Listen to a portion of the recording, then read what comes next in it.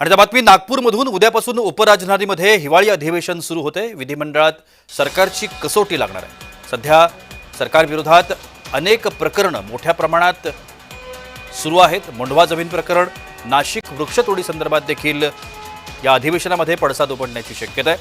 विरोधी पक्षनेत्यासाठी विरोधक आक्रमक होण्याची देखील शक्यता वर्तवली जाते।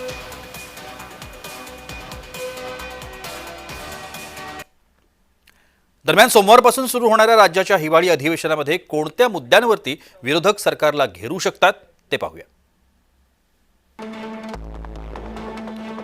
शेतकऱ्यांचा प्रश्न केंद्रस्थानी आहे।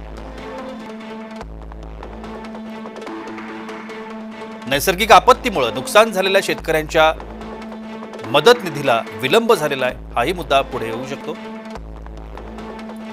शेतकरी कर्जमाफी करता 30 जून 2026 हा मदतीचा मुद्दा देखील उपस्थित होऊ शकतो। विधानसभा विरोधी पक्षनेते पदासाठी भास्कर जाधव तर विधान परिषदेत सतेज पाटलांचं नाव चर्चेत आहे, तोही मुद्दा येऊ शकतो। दोन्ही सभागृहामध्ये विरोधी पक्षनेतेचा पक्षनेतेपदाचा जो मुद्दा आहे तो होण्याची शक्यता आहे। या नावांना विधानसभा अध्यक्ष आणि विधान परिषद सभापतींची मान्यता मिळणार का, हा प्रश्न समोर आलेला आहे। डॉक्टर संपदा मुंडे आत्महत्या प्रकरण देखील पुन्हा एकदा अधिवेशनात गाजण्याची शक्यता आहे। राज्यातील कायदा आणि सुरक्षा व्यवस्था यावरूनही प्रश्न उपस्थित होऊ शकतात। स्थानिक स्वराज्य संस्थांच्या निवडणुकीतला घोळ हा देखील एक महत्त्वाचा मुद्दा ठरू शकतो। शेतकऱ्यांची कर्जमाफी, तपोवनातला वृक्षतोड हे देखील मुद्दे समोर येऊ शकतात।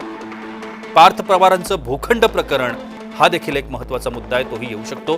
आमदार संजय सिरसाटांवरचे वेगवेगळे आरोप झालेले होते, ते प्रकरण देखील पुढे येऊ शकतं। डॉक्टर गौरी गर्जे आत्महत्या प्रकरण देखील अधिवेशनात येऊ शकतं, त्याही मुद्द्यांवरती चर्चा होऊ शकते। सरकारला प्रश्न विचारले जाऊ शकतात।